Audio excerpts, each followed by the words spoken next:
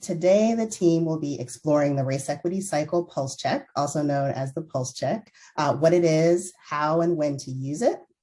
And they'll be reviewing some other questions that we've received since the tool launched in late May. Our speakers today are Ericka Hines, Managing Director, Rebekah Gowler, Senior Director, and Seana Jean, Race Equity Associate here at Equity in the Center.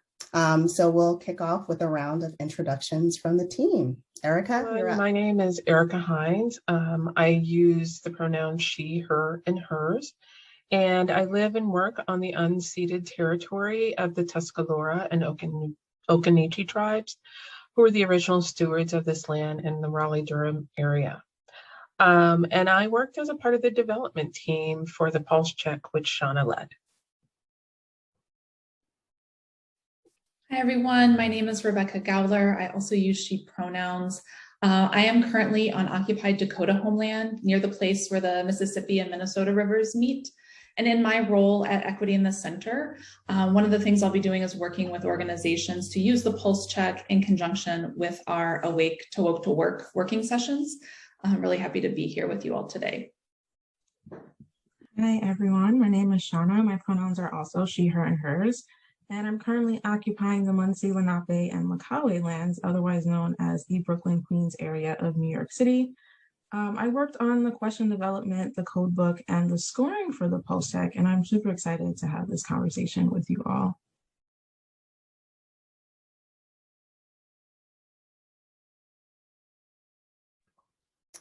Thank you all. And to start the discussion today, I'm going to kick it off with the first question. So what is the Pulse Check and how did it come to be? Ericka? So I'm going to take that question. Since the Awake to Woke to Work, Building a Race Equity Culture publication was released in 2018, about 3 years ago, Equity in the Center stakeholders have asked for a tool to help them assess sort of where they are on the Race Equity Cycle Pulse Check has been designed to do this, and to do this in terms of providing an assessment and also provide recommendations on next steps and tools to move organizations' race equity work forward. Awake to Woke to Work and the Pulse Check are intended for organizations who have already begun racial equity work internally and hopefully externally as well, but the main focus is really internally. You know, it's not really intended for organizations who are just beginning to have conversations around race equity and white supremacy culture in their organizations. We ask that people are just a little bit further down the line, but for those organizations that do use it, it's really helpful in gathering information for the Pulse Check, and it offers suggestions and a chance to get a really good guide map from a good cross-section and feedback of a good cross-section of the folks in your organization. So the Pulse Check essentially is a free online tool that lives on our platform as an interactive application, and it's designed to be completed in real time. So you won't get access to the Pulse Check and see all of the questions. You'll only be able to see one question at a time as you answer it. And the Pulse Check includes indicators that apply to nonprofit, community, and other for-profit businesses. And we would say that it's for organizations of any size, but the minimum that you should be looking for is at least 20 employees. And just to underscore what my colleagues have shared, it's important to understand that the Pulse Check is a brief tool that's really going to give organizations a snapshot of where they are on the race equity cycle. It's not an equity audit that includes a comprehensive set of indicators that will allow you to assess every aspect of your organization's policies and systems and practices. It's also not an individual survey for individual staff to complete on their own. It really is designed for teams to complete on behalf of their organization, and it's designed to be fairly brief so you can do that quickly to really get a general sense of where you are as an organization and what steps you can take to deepen your racial equity work within your organization. So Ericka, can you share, why do you think this tool is important and helpful for organizations?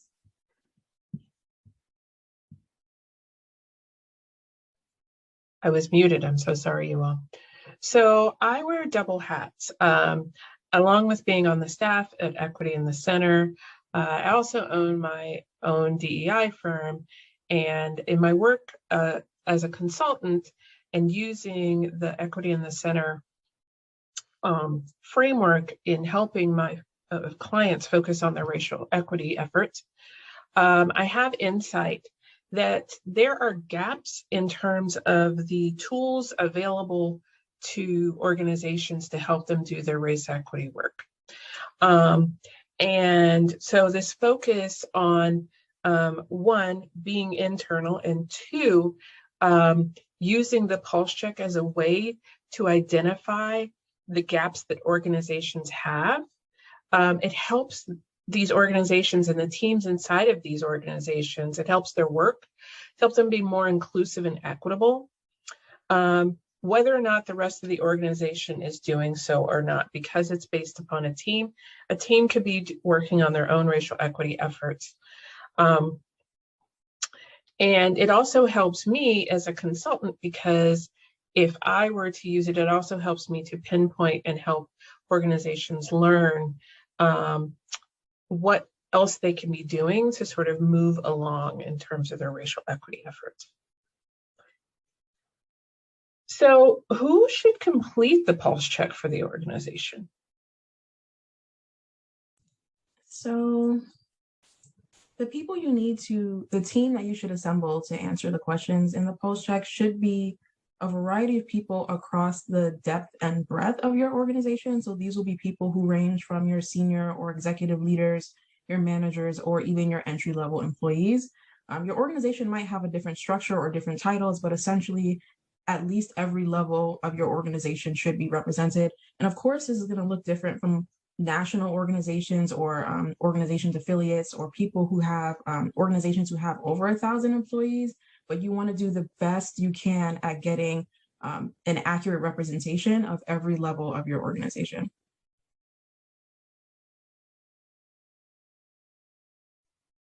You know, we also recommend that the team that's completing the pulse check be as racially and as ethnically diverse as possible, given the makeup of the organization that you have.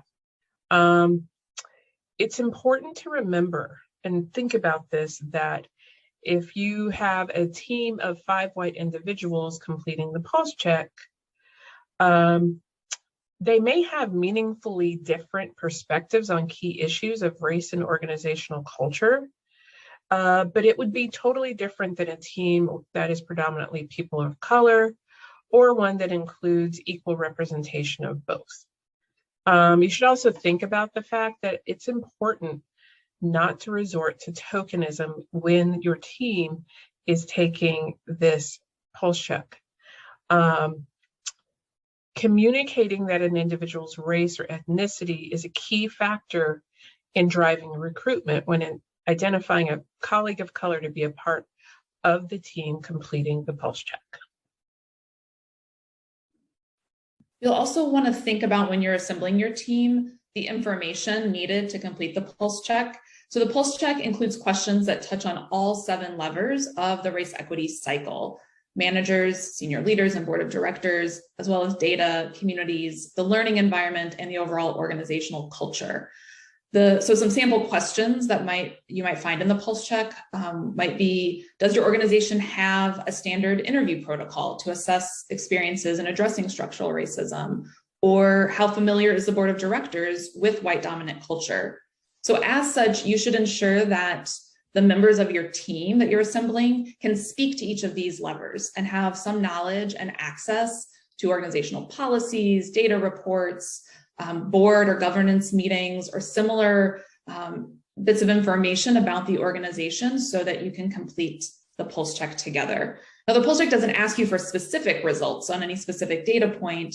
However, having that information, having people on hand who are aware of the different aspects of your organization will really help facilitate your responses. And I see a question in the Q&A that I want to touch on, and we will also go into it in further detail in a moment.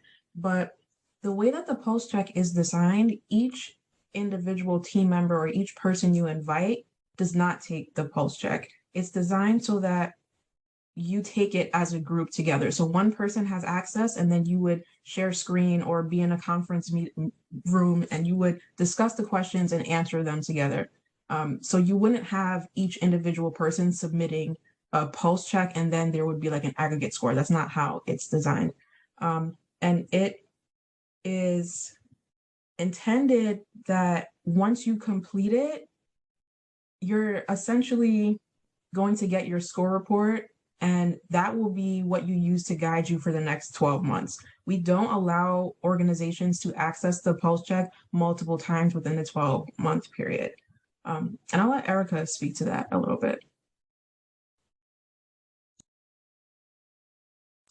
Oh, you're still on mute, Ericka. It's just because, just want to be respectful of being quiet. All right, so what I started to say is, so while the team is able to see their score and have access to the levers and the resources that come with it, it takes time for organizational culture to shift. And so the reason that we set up this sort of time period in which you couldn't retake it is to actually give organizations time to do this work on a deeper level. As I said, organizational culture shifts, especially as it relates to racial equity. And this is not something that's achieved in a matter of a few months. When you're thinking about your racial equity efforts inside of your organization, you need to think about longitudinal change. This tool can certainly help you accelerate and help refine your DEI and your racial equity focus and goals, but it won't replace actual time. Like it won't accelerate time. You won't jump ahead and be in the sort of next phase. In general, if we were to think about some benchmarks or think about a realistic time period for how long you should be thinking about doing racial equity work inside of your organization, I'm going to say a number that some of you might not love, but I say think in terms of at least 3 to 5 years, more towards 5 years, in terms of really deeply embedding the tools and the practices of racial equity inside of your organization. You should be thinking no less than 5 years as a minimum, and sort of benchmarks to consider along the way in that 5-year journey are developing shared language. That should be one of the first things that you're doing. Making sure that your staff has a baseline set of skills. This is when you're doing the work around biases and microaggressions and having difficult conversations. You also want to think about, when do you do your equity assessment? So you get some sort of knowledge about how your employees are experiencing your organization. Is it inclusive? Is it equitable? And then along the way, you're also thinking about in that 5-year period, when do we start to learn about how can we apply a race equity impact analysis to our work? How do we begin to build that muscle inside of our organizations? So this is not a 90-day or 18-month journey. This is long haul here, and we should be thinking about that. So that's why using this brief snapshot tool, we do put a cap on you not being able to really come in and take it again in 12 months, because we're trying to really make sure that you're doing some work about really embedding this practice. So, we've mentioned the need for a diverse team to complete the pulse check as it relates to positional power and race. So, Rebekah, what suggestions do you have for how organizations can attend to these dynamics in a group space? Mm-hmm. Yeah, no, thanks for that. I think it's such an important consideration given the design of the pulse check and having a team complete and respond to questions. race and power dynamics are going to show up in that space.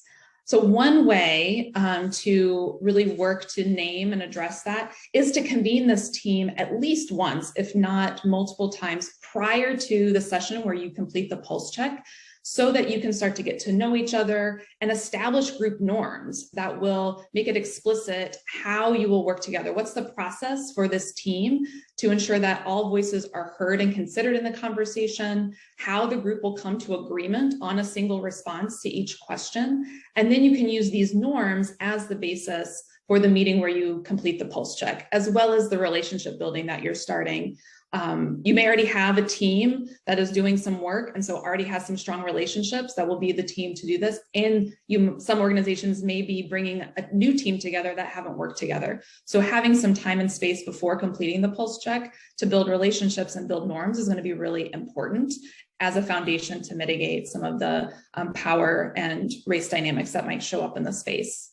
When considering positional power in particular, if you're a senior leader or someone with decision-making authority in the organization, it's going to be important to name those power differentials and how they impact the group and really show up in a proactive way to set the space collectively and model for the team how that collaborative and consensus space will look and be, recognizing that we can't erase those positional differences, but we can do intentional work to really mitigate and minimize the impact of those power differentials in this collective space. So attending to that is going to be really important.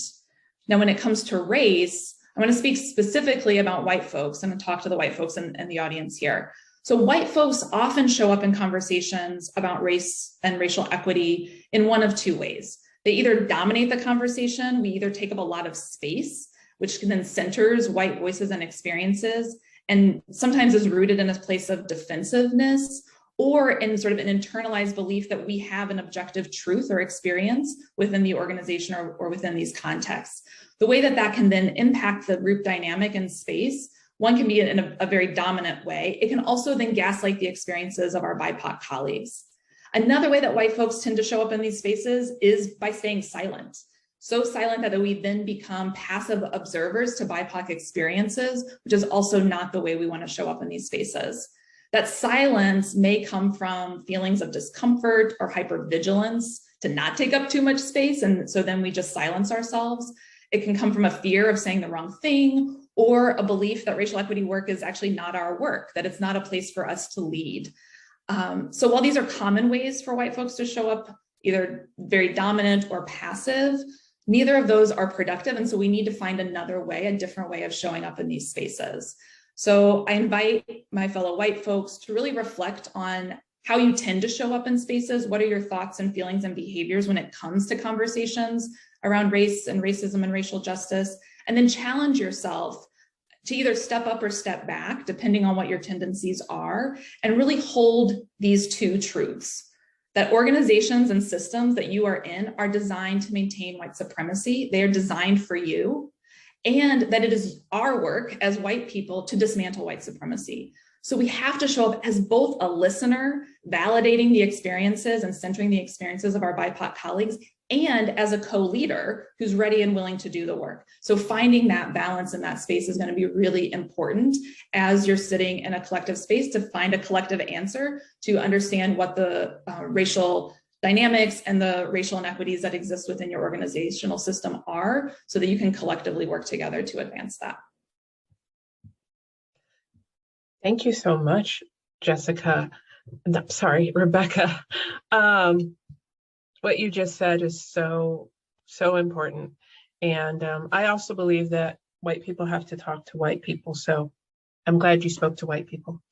I just want to add to that I think it's also important to answer questions with an eye towards the work that you have done and not the work that you plan to do when you're thinking about when you're doing anything, but in terms of the pulse check, I think it's important that we not answer these questions from an aspirational, like we plan to do that, but really, what have you done, in the words of Miss Janet Jackson?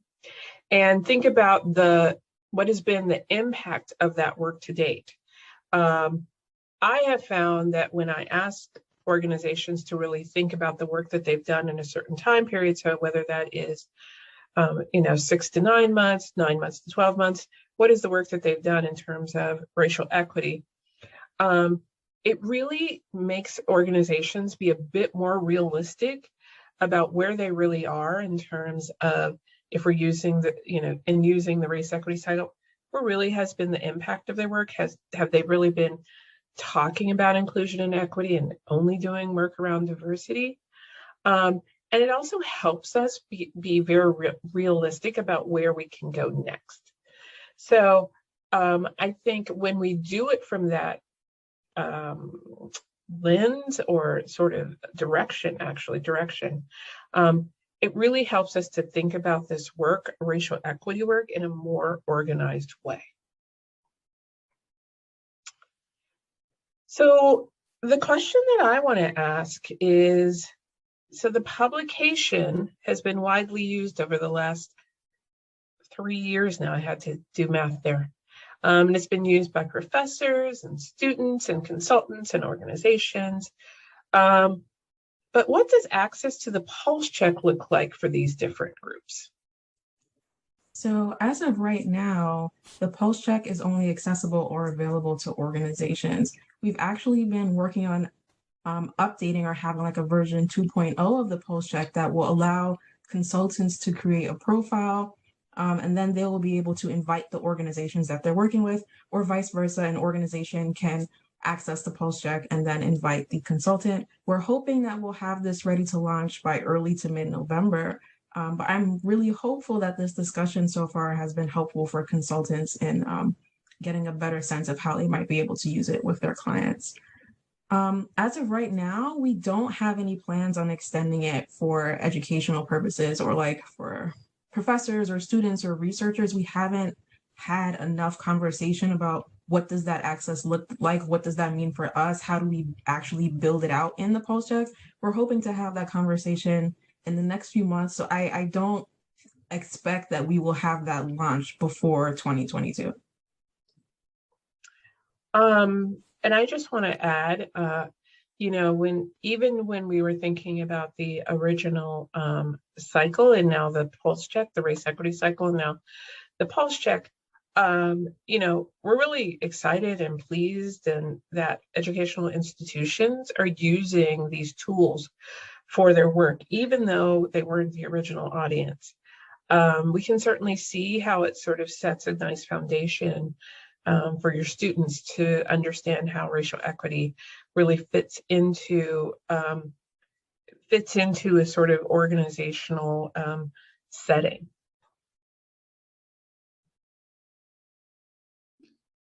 So we've talked about the what, the why, and the who for the pulse check. So let's now talk about the when. Seana, when should organizations take the pulse check? That's an awesome question. There are two ways to answer it. One is in the long-term planning of the organization, what it means for your longer racial equity journey.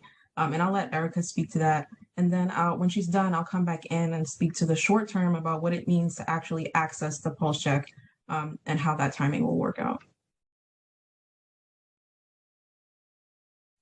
Yeah, so as I mentioned earlier, being one of the contributors to the pulse check as well as the publication, neither of these were really designed for organizations that haven't begun to do any race equity work, or for organizations that have just begun to contemplate centering racial equity in their work. We certainly want every organization to be implementing and making sure that racial equity is a part of their work. But we know that there are organizations, if you've learned about the framework, you know that we use awake, woke, and work. But we also know that there are organizations that we sort of kiddingly say are asleep or haven't been awake or who are snoring. And neither the cycle nor the tool are really focused on folks who are in those stages. We have found that folks that are in those stages are still sort of getting buy-in in terms of even whether this work is important, and really the recommendations and the levers are all geared towards action. We do think that once organizations start to do some race equity work, this might be helpful. And the pulse check is meant to be a tool for organizations so that they can use it once they've started racial equity work, even when they're still early in their work, to help determine a baseline for their current organizational culture. Again, it is a snapshot in time. And it can also be helpful in sort of just thinking about what are the next 1 or 2, 3 steps that you want to take in terms of building a race equity culture based upon the levers.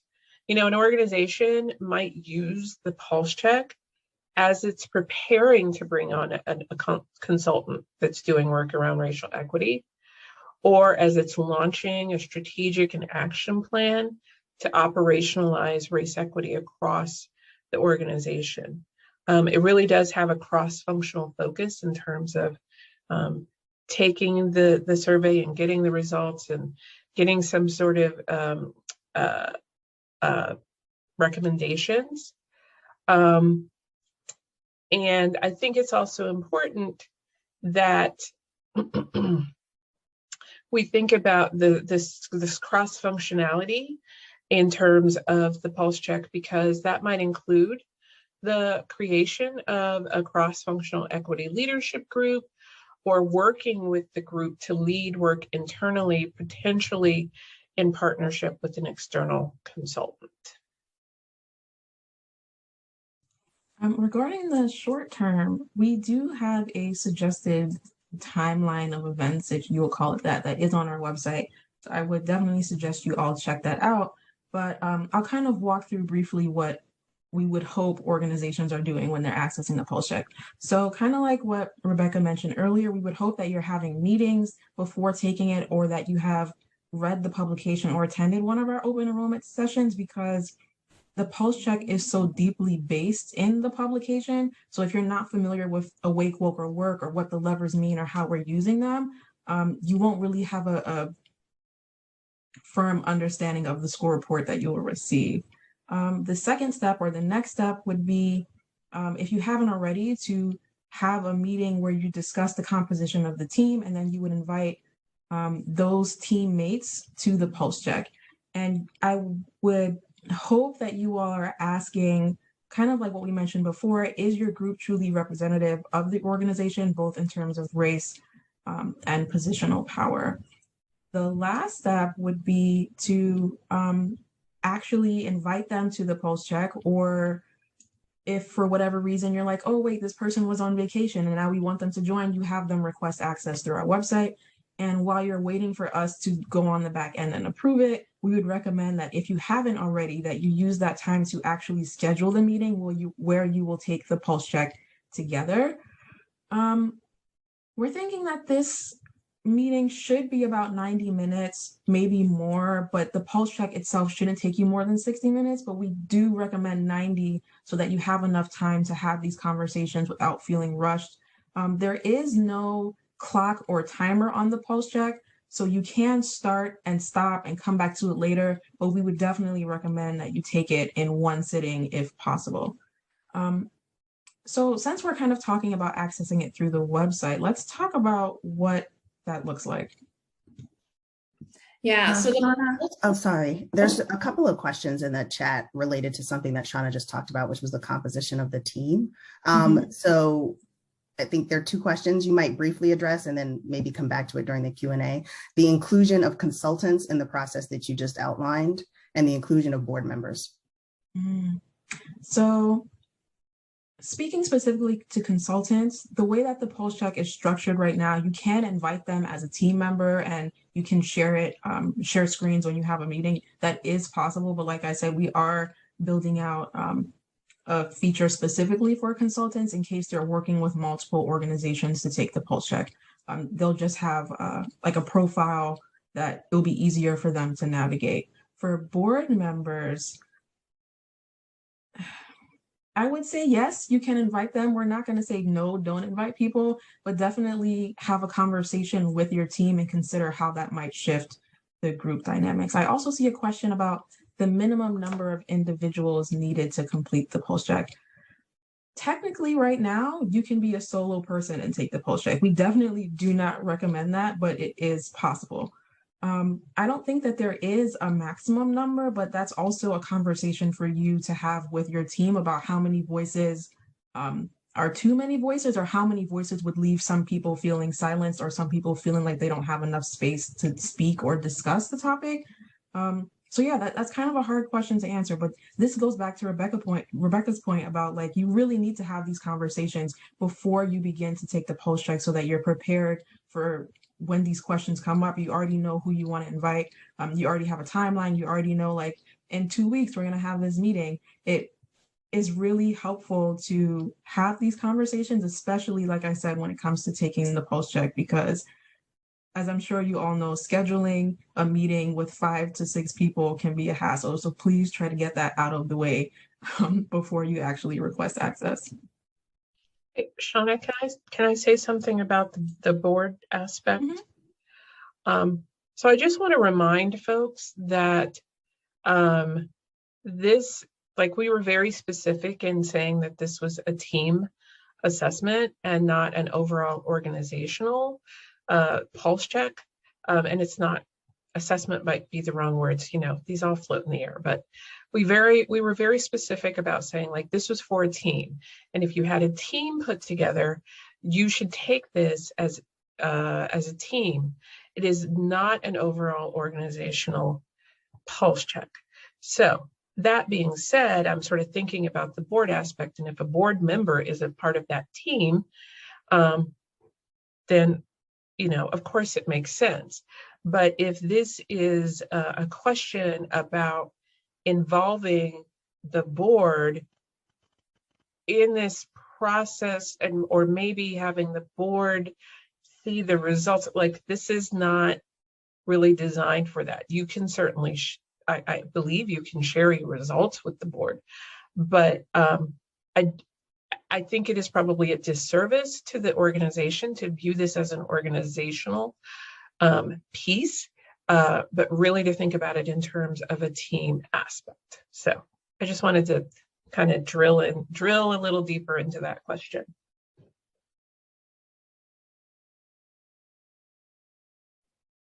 Great. Thanks for those questions. I'm going to share some more of the specifics around the access. And then if there's other questions that are coming up in the Q&A specific to team composition, we can definitely take those again at the end. So the pulse check, as Seana had mentioned, can be found on our website under the resources tab at the top of our homepage.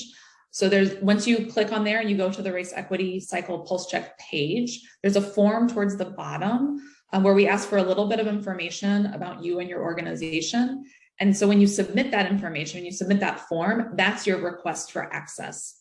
And access to the pulse check means that you have access to the online application and that you've registered your organizational team. On the back end, once we approve that access, you will gain access to the full application. You'll put in more information about your team and your organization. Access does not mean that you have access to download the tool and see all the questions at once. It is designed to be taken in real time with the team. And so whoever completes the initial form is the person who will be designated as the team lead, and they will be the person who has access to see the questions and submit the answers. So when we talk about doing the pulse check as a team in real time, you'll have to think about the structure of how you do that, whether it's Zoom or if you are in a space where you are meeting in person, to be able to have screen sharing. So the team lead would need to be able to either screen share or pose the questions to the group and be the one to fill it out. So just wanted to make sure that folks are aware sort of how that is structured and that you won't be able to see all the questions at once, but need to be filling it out in real time. Just to add a little more detail to that, once you submit the form, you'll receive an email that says, like, hey, you've requested access. Here's your link to create your account or to create your profile. And once you click on that link, it'll bring you to the actual application. And there, where we'll be asking you for, like, demographic information about your organization. This is where you'll put in your teammates' information so we can invite them. So after you complete that section, that's when it'll show up on our end as, hey, this person is officially requesting access. They've completed their profile. We'll scroll through it and approve it. The only scenario in which we would not approve it is if you are requesting access on behalf of an organization, but you're using a personal email account. We would highly discourage this, and we would not approve your request. And I'm usually the one who will approve it. I'll add a little note in there that says, hey, if possible, please request access again with an email address that has the domain of your organization. So in that same vein, I want to speak to organizations who may have multiple offices worldwide or across the country. What we would suggest is, if you are taking this on behalf of the New York office, that when you complete the form, you add New York or whatever identifier to the end of your organization. So for example, if were completing the post check, I would say Equity in the Center New York or Equity in the Center San Francisco, just to make sure that on the back end, we won't combine a New York office and a California office into one team.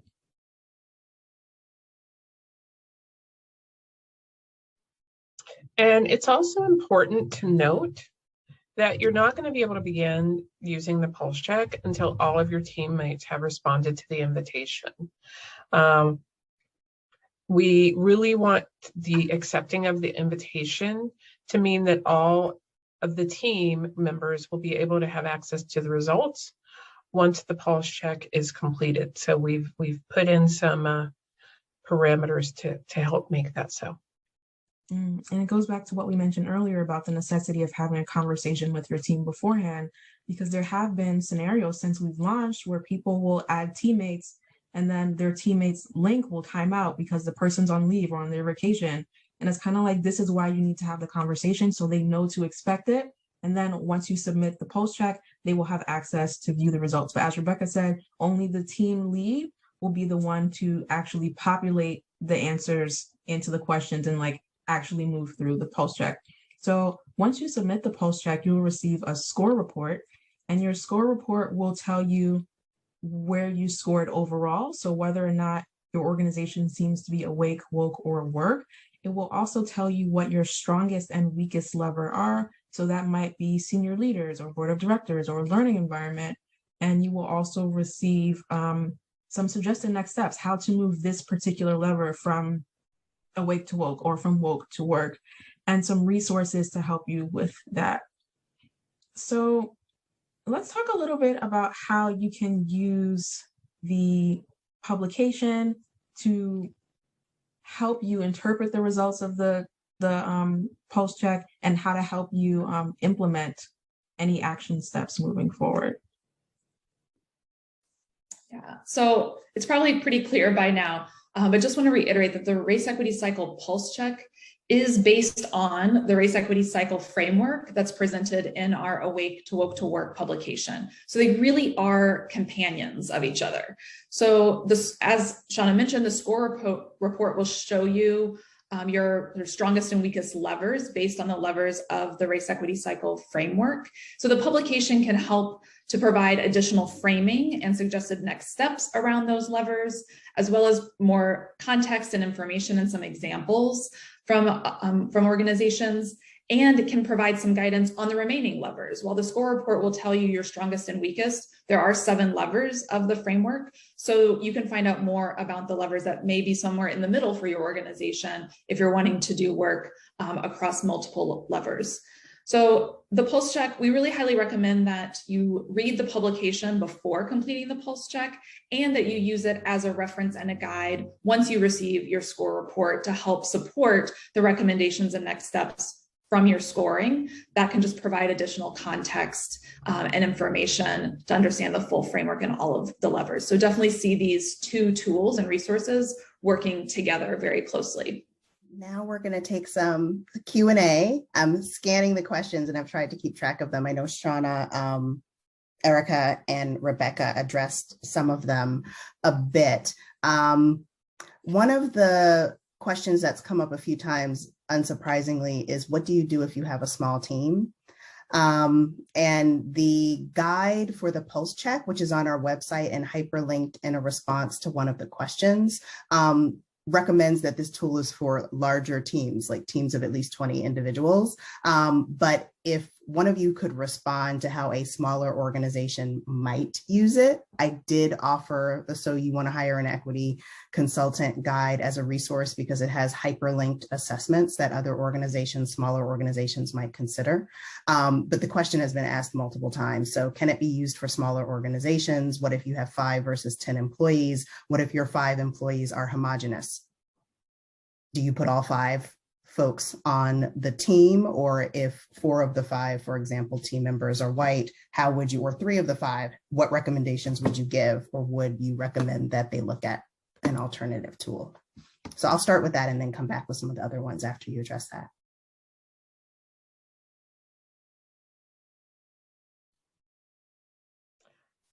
I feel like I'm going to have thoughts here.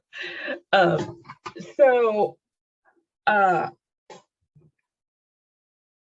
going to wear my consultant hat here and say, you know, obviously, if you have a small team and you're going to use the pulse check with a small team, I mean, that's what's going to happen. I think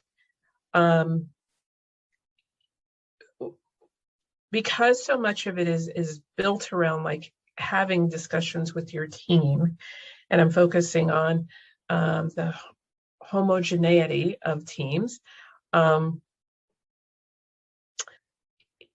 it just makes it it makes this conversation, it's going to make it a more crucial conversation.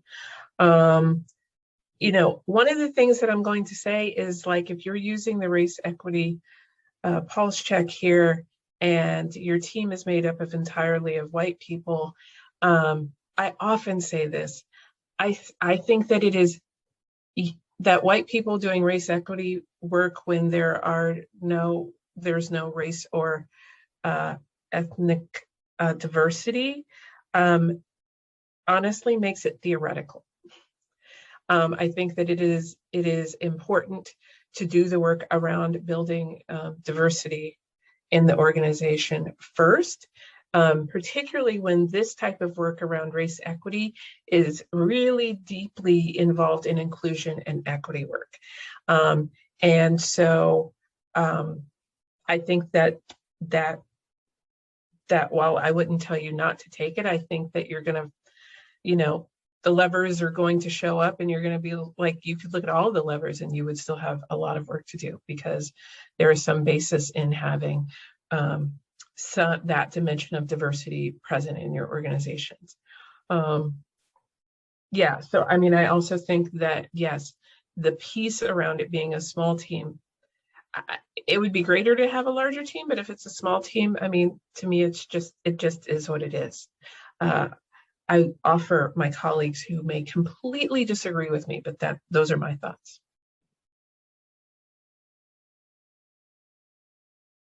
I can speak a bit to the homogeneity that was brought up. The pulse check does ask for, like, are BIPOC represented in positions of power, or does your board or your entry level or mid-level employees does that reflect the community that you serve? So just based on that, if you know the numbers are not adding up, chances are you're probably going to score low on that lever. So you kind of already know what to expect, and you know that there are certain things that you have to work on. And if you choose, or when you choose to take the pulse check, the suggestions and the resources will help, but you should already go into it knowing that you're going to have a lot of work to do. Thank you. Just one quick question. If an organization does not have a board, are they able to skip those questions, or is an organization able to skip any questions that literally don't apply to them, as in we don't have that? No, the pulse check does not allow you to skip questions. There are some questions where you can say that this does not exist or that you don't have any data, but you can't skip a question. So it's kind of a weird space to be in. I wouldn't want to say that you should see who are your governing people and replace that with the board, but that also just depends on the structure of your organization. I do want to elevate or come back to the issue of consultants, because I think there are a few folks on the call and the consultant question has been upvoted. So can you provide a little bit more context on how consultants can use the tool? So for example, they might invite organizational team members to participate in an assessment, but the results are owned essentially by the organization and that the tool is not licensed. So if one of you could provide a bit of context on that, because there's not going to be a different assessment for consultants. Exactly. So I can give you all a bit of insight on what we're building out right now. The consultant access essentially looks like you request access, you say, hi, I'm a consultant, this is my consulting firm, and this is the organization I would like to invite. Once you invite that organization, that you have to have a specific contact person. So that contact person will become the team lead, and they will be able to dictate the kind of access that you as a consultant have. The options that we're currently building out are that you can take the pulse check. So you would be essentially having the same ability or access as a team lead. So you would see the questions and you would fill it out. Again, within the same setting that you would be screen sharing or having a conference call or whatever the case may be, or that the team lead retains that power and that you only have access to the results. So essentially your role in the pulse check structure would be a supporting role. You would be able to see the results, you can have meetings with them and talk them through it, but most of the work would not take place on the actual platform. And we do have some language in our terms and conditions.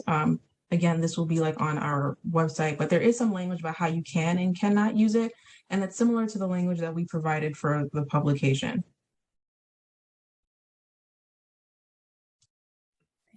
Seana, you did in that answer talk a little bit about, screen sharing and doing this pulse check in a virtual environment. Someone did ask, do you have any additional suggestions about using this tool through Zoom or other online platforms? So each of you has spoken a bit to the dynamics of power, but if one of you has additional advice to offer folks on how to manage that dynamic or just the virtual implementation generally. I can kind of touch on this a bit, and then I'll pass it off to either Ericka or Rebekah to answer. In terms of like the technical aspect, again, like screen sharing will be your best friend. We did have someone email us and ask about like, should we be setting a certain time limit for each question? And my answer to that would be no. It honestly depends on the conversation that you have with your team. Like I said, it shouldn't take you longer than 90 minutes, but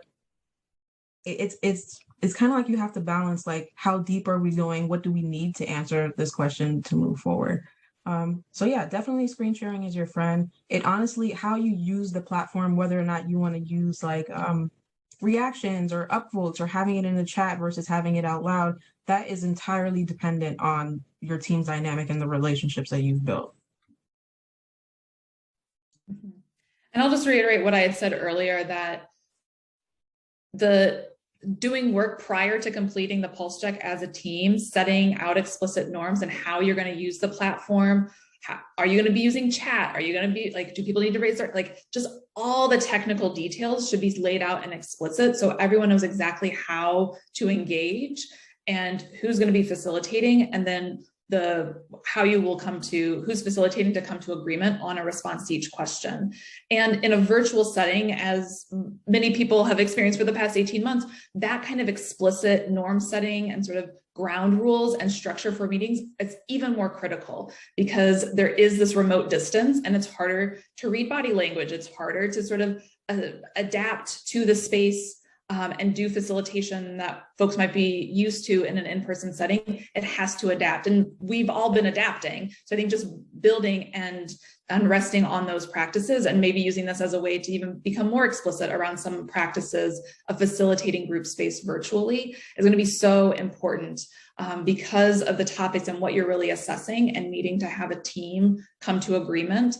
Having all of that spelled out before people come in is going to be really critical to facilitating and responding to these questions. I would say that if it's not already evident, baked into how we are asking teams to approach this pulse check, as Rebekah said, we are actually baking in norms that actually are useful to the team as a whole in approaching all of their work around diversity, equity, and inclusion, and race equity. So we have baked in some norms around how we want you to approach this that are actually useful and transferable to group dynamics as you're doing this work. So that's maybe why we're a little bit more like, you should do it this way. It should be done this way.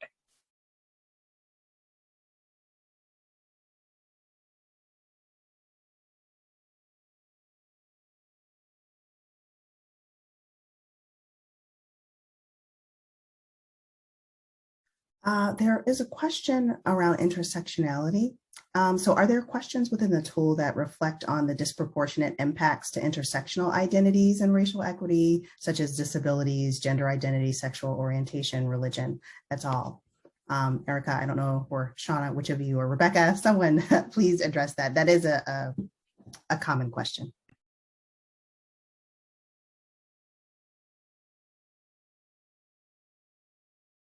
Ericka, I think you're up. I think I'm up too. I am going to say that we did really focus on race in terms of how the tool is designed and what it's designed to look at.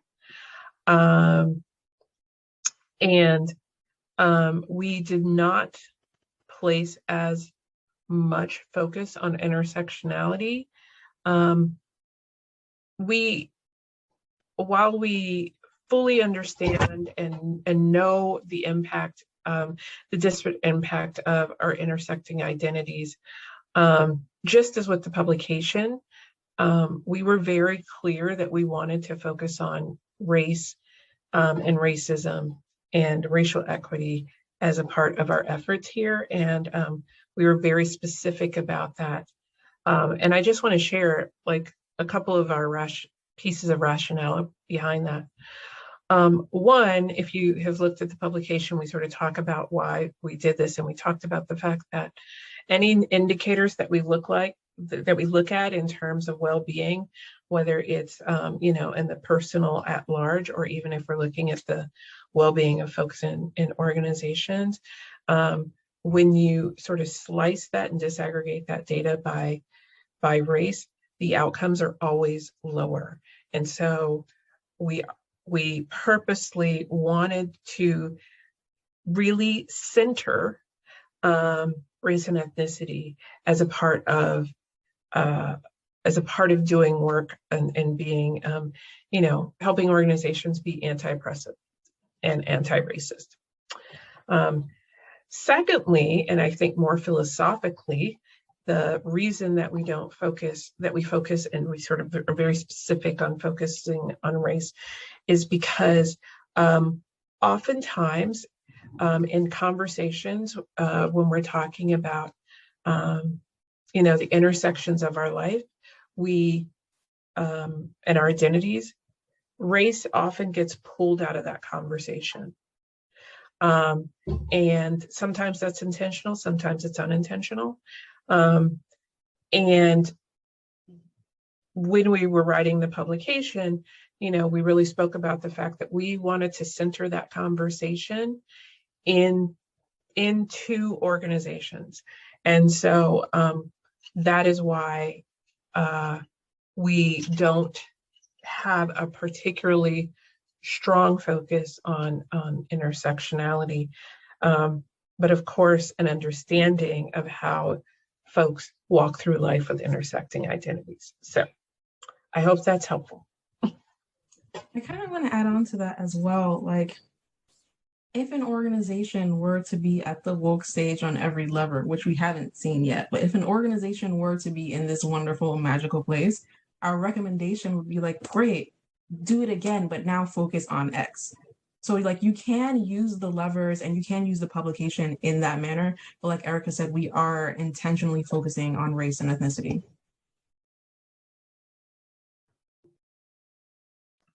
It's about building a muscle and then expanding from there, right? We need to build a muscle around centering racial equity And it's always a both and conversation, right? So it's centering this and being able to apply those lessons and strategies and analysis to a broader frame and to a more complex and nuanced system.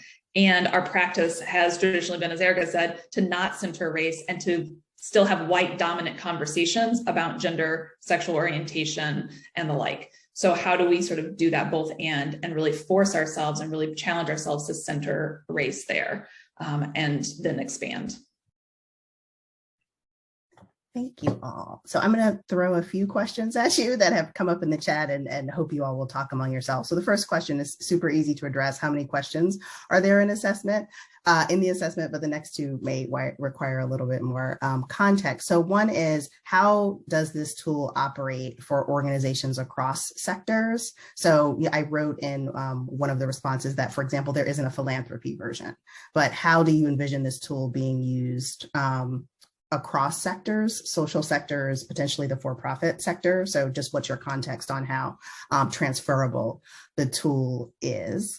And then also in terms of timing, someone asked about, like, what are the steps? What do 5 years worth of steps look like, or what's the ideal timeline? So there isn't an ideal timeline. I did refer to the pulse check timeline that is hyperlinked in the user guide, as well as to some of the content that's covered in our monthly trainings on the publication, which includes a lot of context on timing and activities.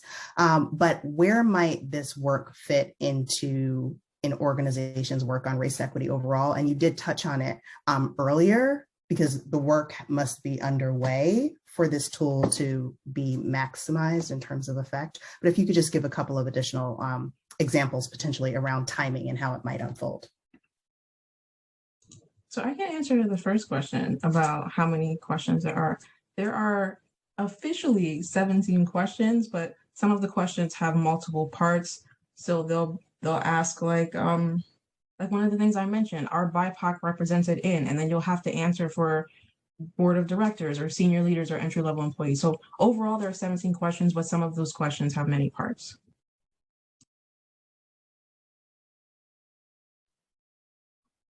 Rebekah, do you want to take how long it'll take? Or do you want me to do it? There's so many ways. If you want to take the lead, I mean, there's a lot of ways to think about that, how long. Yeah. So, one of the, if I understand the conversation correctly, Kay, it's like, what I sense is sort of in this 5-year time span, what sort of benchmarks can we try to hit in that time span? Is that correctly? The question asked specifically for an ideal 5-year timeline, which of course that doesn't exist, but we can. It doesn't exist, right? Yes. So what I want to say, and this is going to be a roundabout answer to that question. Think about doing this work, any type of work around racial equity, any type of work around diversity, equity, and inclusion. Think of it as a change management process. In doing this work, if you were doing it with a consultant, if you're doing it in a way that is trying to deeply embed it into your organization, it is going to change the DNA of your organization. It's probably going to change some of the beliefs of the people inside of your organization and the skills levels, et cetera. I'm also going to tell you that as a part of the change management process, I will guarantee you there will be moments of tiredness and resistance, whether at an organizational level or whether at a personal level. So when we're saying 5 years, I'm going to give you an answer that's probably you don't want to hear, which is like, there is no actual, like, here's everything that you do. We have, as Kay said, we did say, like, here's a timeline that you can think about, but there's a lot of things that go into that. And it also, in terms of thinking about this is highly iterative. As a consultant, I do this work with organizations in and out and in and out. And sometimes we do things and they don't work and we have to go back, think about them, try something again. So as we're thinking about, and I'm working with them over the course of, a couple of years, trying to get them to a point of being self-sustaining a little bit and continuing on their process. There are certainly things that we do. We probably do an equity audit within the first 18 months. We probably do some skills training within the first year. But then after that, it really looks like it's very tailored and customized to where they are after you gather all of this information. And the pulse check is really another gathering information tool. So yeah, I don't, it would be disingenuous to give you a 5-year benchmark, but instead to say, think about this as change, think about it as iterative, think about the fact that why it's going to take 5 years is because a change process isn't linear and it's not simple. This reminds me of a conversation we had a couple of days ago, Ericka, when someone asked about KPIs and key performance indicators when it comes to doing this work.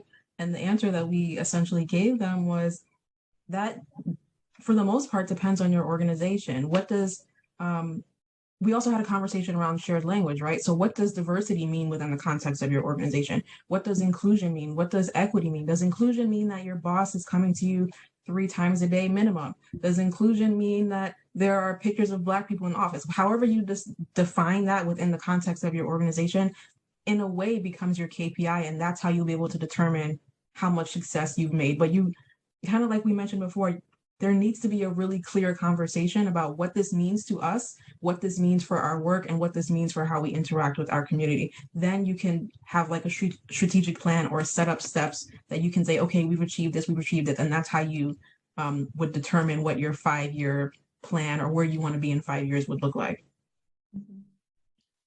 The one thing I would add to all of the, yes, to all of what Ericka and Sean have said, and so then thinking about what the pulse check could help you do.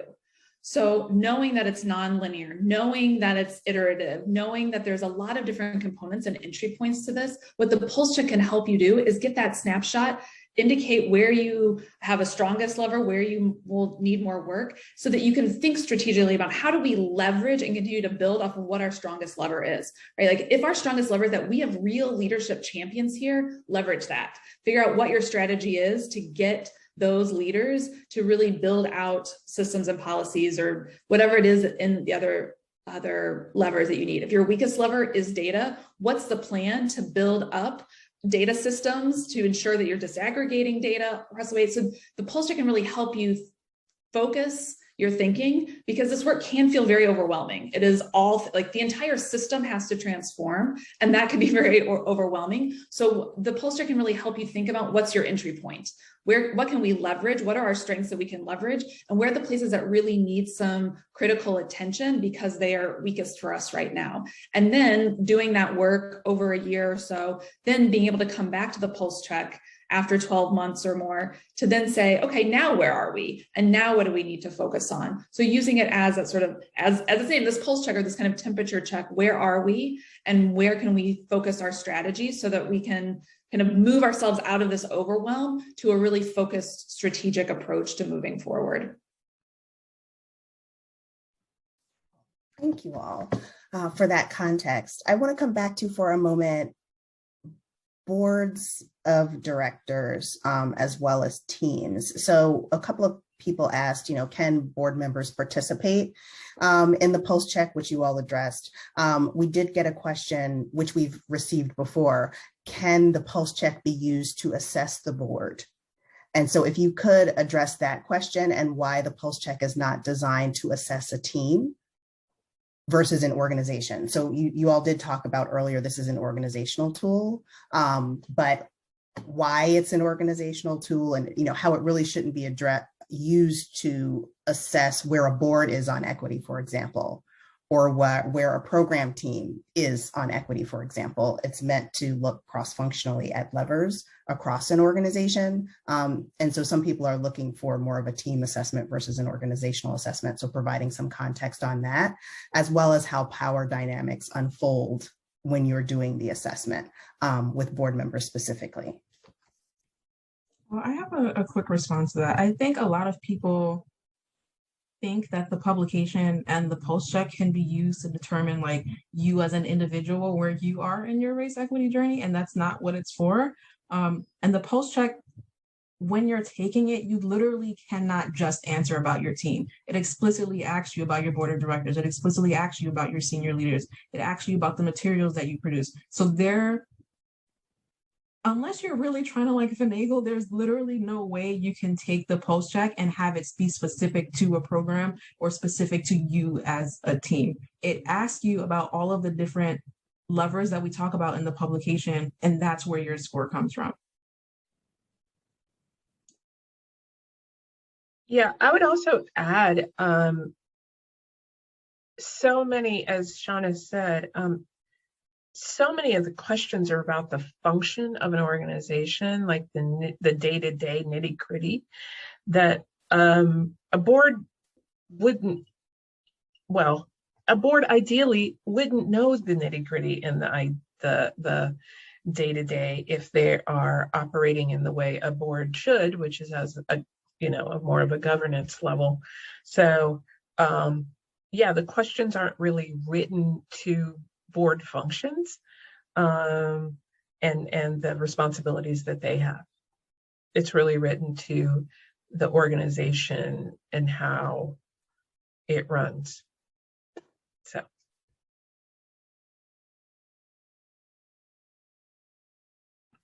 Thank you. We have covered most of the questions, and we've shared that the recording for the session will be distributed. There will be some follow-up materials, which Seana, you'll speak to at the end. But I would invite participants to drop in any lingering questions if they have them, so that the team can address them in the next 10 minutes or so. But if there aren't any additional questions, I'll throw it back to the team to wrap it up and close out the webinar.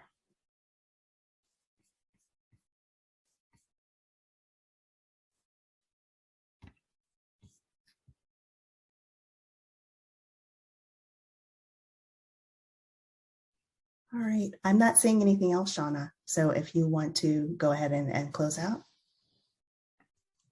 Sure. So like we mentioned at the beginning, and like Kay just mentioned, this is being recorded. It will live on our website, either on the user guide or on the page where you actually request access. We do have a handout for you all with some of the things that we've touched on, some resources with that. We'll also be including the link to our open enrollment. I know someone asked a question about how often we offer it. That is offered monthly, and we'll be posting our 2022 dates hopefully in early November. So you'll receive all of that information. You'll receive the links of this recording. Like I mentioned, any resources that we can think of or anything that you have specifically touched on in the questions, we'll send that out to you as well. And like Kay said, I'm not seeing any questions that we haven't touched on or answered. Oh, is there someone you can reach out to specifically? So we do have an email address specific to the post check, and it is postcheck@equityinthecenter.org. I'm usually the one that's monitoring that. So if you email it, you'll get me, and I'll be responding to you. I'll also include that email in the list of resources that we send out.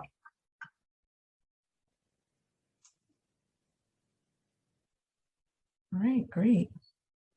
I think we're done. Thank you all for joining us today. Yes, thank you so much. Have a great rest of your day and week. Bye-bye. Bye. Thank you.